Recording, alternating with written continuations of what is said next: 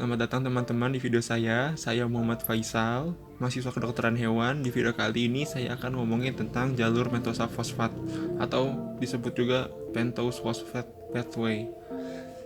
Jadi jalur pentosa fosfat ini adalah salah satu jalur dari metabolisme, tapi ini biasanya agak bingung ya memahaminya. Kenapa? Karena ini kayak sideway dari glikolisis gitu. Tapi pokoknya ini untuk metabolisme karbohidrat. Kayak kan kita punya glikolisis nih, jalur utamanya ini kayak sideway-nya gitu, side track. Jadi bisa lewat jalur glikolisis atau lewat jalur pentosa fosfat. Pertama kita akan ngomongin tentang kebutuhan jalur pentosa fosfat, yaitu kita ada beberapa kebutuhan. Pertama kita buat NADPH, yaitu buat biosintesis asam lemak sama kolesterol. Kalau asam lemak kita kan membuat rantai panjang hidrokarbon kan.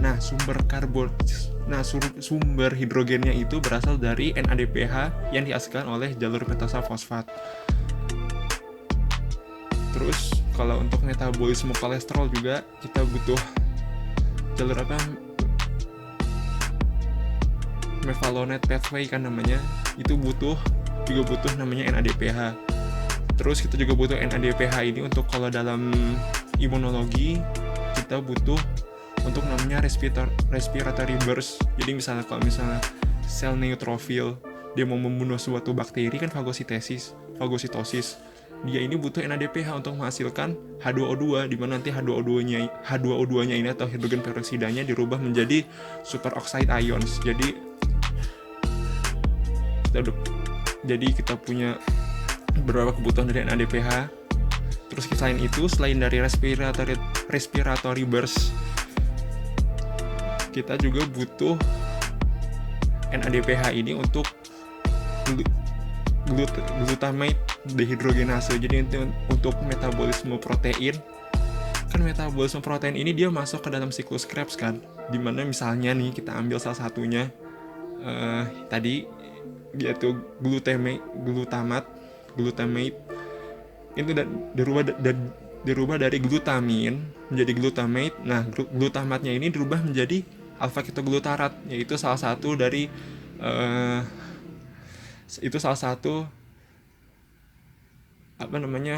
bagian dari siklus asam sitrat. Terus kita untuk jalur pentosa fosfat ini kita juga butuh namanya ribose 5 phosphate atau ribosa 5 fosfat. Ini gula dengan 5 atom karbon. Ini fungsinya ada banyak ya, misalnya untuk DNA, untuk sintesis DNA, RNA itu kan kita butuh gula 5 karbon. Nah, ini sumbernya itu dari jalur pentosa fosfat. Terus kita juga ribosa 5 fosfat ini untuk asetil-CoA, untuk NADPH, untuk NAD, FADH kan itu semuanya kan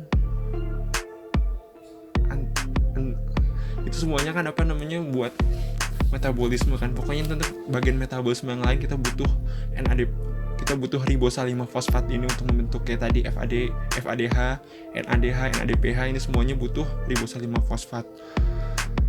Terus kalau pada ruminansia, kalau saya ambil dari buku yang ini, ada ini dia jalur pentosa fosfat ini dia sebagai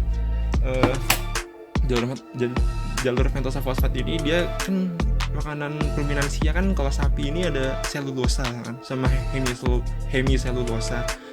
Nah, kita punya hemiselulosa ini dia masuk ke dalam jalur pentosa fosfat, yaitu silose 5 fosfat, dan ntar jadi bagian dari intermediate-nya sih jalur pentosa fosfat. Terus kita sekarang bakal masuk ke langkah-langkahnya. Tapi di sini nggak bakal dibahas terlalu jauh.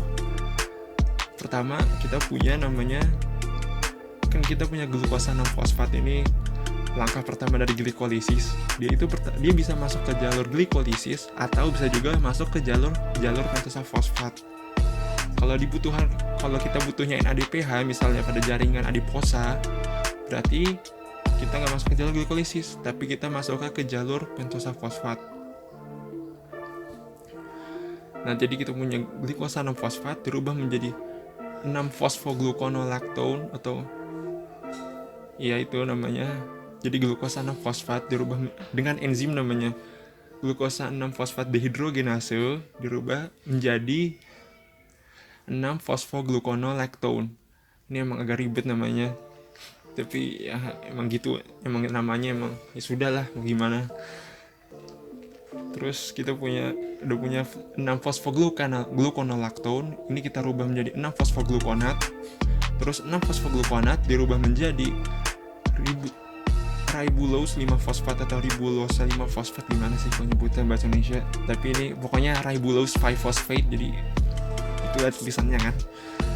Nah ini yang tadi kalau pada ruminansia ini dari hemiselulosa itu dia masuk ke jalur yang ini namanya ribulosa 5 fosfat pada fermentasi di rumen.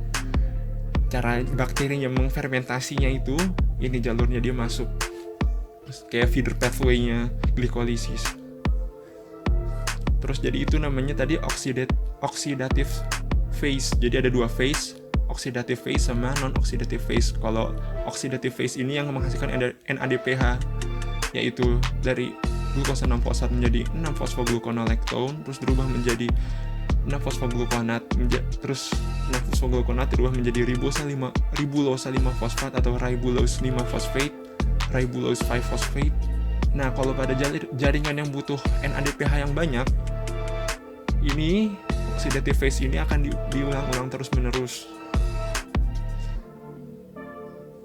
Jadi kita punya ribulose 5 phosphate dirubah lagi ntar jadi glucose 6 phosphate, terus masuk lagi, diulang-ulang aja pokoknya kalau pada jaringan yang butuh NADP yang banyak. Misalnya pada proliferasi sel, kan kita membuat dinding sel kan dari lipid bilayer. Nah itu kita butuh namanya NADPH untuk sintesis asam lemak. Terus kita fase kedua kita punya namanya, terus fase kedua ini agak ribet ya. Ribulose 5 phosphate ini dia bisa kedua jalur. Kalau nggak ke ribulose 5 phosphate, dia menjadi cellulose 5 phosphate. Jadi kita punya ribulose 5 phosphate. Kalau nggak dia menjadi ribulose 5 phosphate atau menjadi cellulose 5 phosphate, cellulosa 5 fosfat. Gimana sih nyebut? Nah itu ada tujuannya masing-masing. Kalau kita dirubah, kalau ribulose 5 phosphate dirubah menjadi ribulose 5 phosphate, ini kalau kita lagi membutuhkan ribulose 5 phosphate-nya ini kita lagi butuh. Misal untuk sintesis sintesis asam nukleat, itu kita butuh ribulose 5 phosphate. Nah, terus langkah selanjutnya itu kita punya tadi penggabungan antara ribulose 5 phosphate dan cellulose 5 phosphate ini digabung atau direaksikan menjadi glyceraldehyde 3 fosfat. Ini salah satu intermediate dari glikolisis. Terus kita juga punya namanya pseudoheptulose 7 phosphate. Ini gula dengan 7 atom karbon, satu-satunya ya di jalur ini. Terus kita sudah punya glyceraldehyde 3 phosphate dengan pseudoheptulose 7 phosphate. Ini dirubah, ini direaksikan lagi menjadi erythrose 5 phosphate sama fructose 6 phosphate. Nah, fructose 6 phosphate ini bisa masuk ke jalur glikolisis, di mana dia dirubah lagi menjadi glukosa 6 fosfat, naik lagi ke jalur sebelumnya. Ini pokoknya dia masuk jalur glikolisis. Nah terus kita ada punya erythrose 5 phosphate tadi, dia bisa digabung lagi sama substrat yang sebelumnya, itu cellulose 5 phosphate, menjadi menghasilkan fruktosa 6 fosfat lagi atau fructose 6 phosphate lagi dan glyceraldehyde 3 phosphate lagi. Ini semuanya masuk ke jalur glikolisis. Jadi ini cuman side way-nya gitu loh. Kalau kita punya jalur glikolisis, kita juga punya jalur pentosa fosfat.